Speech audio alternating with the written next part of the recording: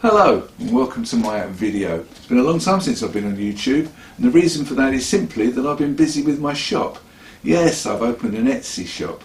Well, you all know that I've got lots of film cameras, love film cameras, and I've been repairing them. I've been buying them in thrift shops and at boot sales, and I repair them if I can, and if I can't I use them for spare parts for other cameras, and I've been putting them onto my shop at Etsy and selling them to other film camera lovers.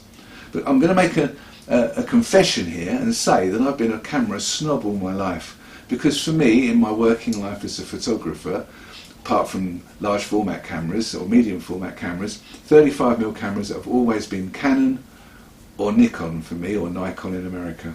I've always used those two makes of camera. Yet there are so many other cameras. I mean, for fun there's the Zenit cameras, the big Russian ones that are made out of metal, from almost looks like they're made out of from Russian tanks. Then there's very heavy and good fun. Then there's a whole range of other cameras that I just never even looked at. The Pentax, Praktica. I know a lot of you like to complain about me waffling too much, so I shall shut up and get on with what we're talking about today, which is the Praktica B100 electronic. Why do I think this is such a great camera for a beginner photographer? Well, because it says it's a fully automatic point and shoot camera, but it isn't. It's so much more than that. First of all, you've got a beautiful lens on this camera. These are all K-mount bayonet fits. A beautiful lens, which is this is a 1.8 lens, so bokeh heaven for backgrounds out of focus, absolutely bokeh heaven. It has a battery in it, so it has a light meter, and you can set the aperture ring, and then when you half press the button you'll see that it tells you what shutter speed it's going to use. But I'll explain all that in close up a bit later on. The point of it is, it's a fabulous camera. It's really good fun. It's very heavy. When I say it's very heavy, what I mean is it's very well made. It's not too heavy to take out and about. Absolutely perfect for street photography. And being manual focus, of course, means you can use it for zone focusing. So you don't even have to adjust it, and I can show you how to do that as well later on in the video. So if you're thinking about going over to film and you're used to using a digital DSLR, but you just know that you take great pictures and then you look in the back and you can see what you've done, and if it's not quite right you make adjustments and then take it again. Because obviously with a film camera you can't do that. You've got to know what you're doing, or you've got to be close to knowing what you're doing. So that's why this is great for learning on, because you can actually see the way that the aperture works with the shutter speed, works with the ISO, or ASA we talk about in films, don't we? So guys, this is a lovely little camera. I'll go on to explain all its workings and how you can get the very best from it.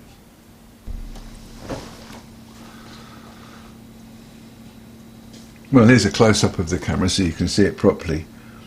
It's a smashing little camera. As I say, the first important thing is this fantastic lens, f1.8, so bokeh heaven. So you've got on here f1.8, obviously that's a very wide, to f16, so that's quite a wide range of f-stops. So because you haven't got a shutter speed and you just set this on automatic, then you select your aperture priority obviously, then what you're doing is you're deciding the depth of field you want, and the camera is giving you the shutter speed to match that depth of field. So you set your ISO here in this little window, and it's set here at 200 ISO, or let's call it ASA because we're talking about film. And we've set our, in this case, our aperture to 1.8, which means that very, very, very little is going to be in focus. In fact, basically just a matter of 1 foot within the range that you've got. So if you're taking a picture of somebody, then and you focus on them, everything else basically will be out of focus. And then you go right through to f16, where you've got a much wider depth of field. I mean, I don't know if you understand how to use a depth of field scale on a prime lens, or maybe on a zoom lens as well.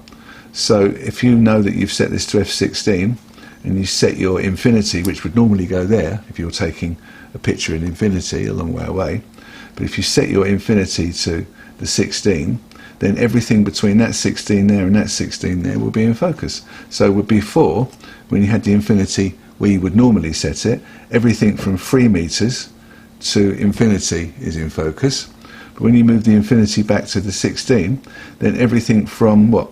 3 meters, from 1.5 meters, 2 meters to infinity. So you've just stretched the amount of focus area that you've got. And that's what I was talking about earlier with zone focusing. So if you're out in the streets and it's light enough for you to be able to use f11, and then you just basically need to set that to just before 16 and after 8, and then you know that everything in your field of view will be in focus between infinity and 3 meters, or even actually more than that, so from infinity to what, 2 meters. So basically everything's going to be in focus, near enough. Obviously if you can use f16, that's even better. However, it's an opportunity for you to learn how to use the aperture priority, which is what I think you'll find most photographers use, experienced photographers use. Very rarely use shutter priority unless they're shooting something when they want to slow down and get those nice foamy seas and the clouds all blurred across the sky. Use a slow shutter speed. But then normally you have to have ND filters and things. So just for now, let's concentrate on having aperture priority on this fantastic. There are other controls on here. There's a battery control, so you can check the battery. There's a little flash sign here, which means that it sets the camera to 100th of a second, because that's the sync speed for the flash. And then you've got the B control, which is the bulb control, which means that the shutter can be opened for as long as you want. So to get inside, you just lift up this, which releases the back door, and inside there is where you load your film, quite simply. And I can show you the focal plane shutter working. And next I'll show you how to look through the viewfinder and how you can learn how to prioritize your aperture and your shutter speed.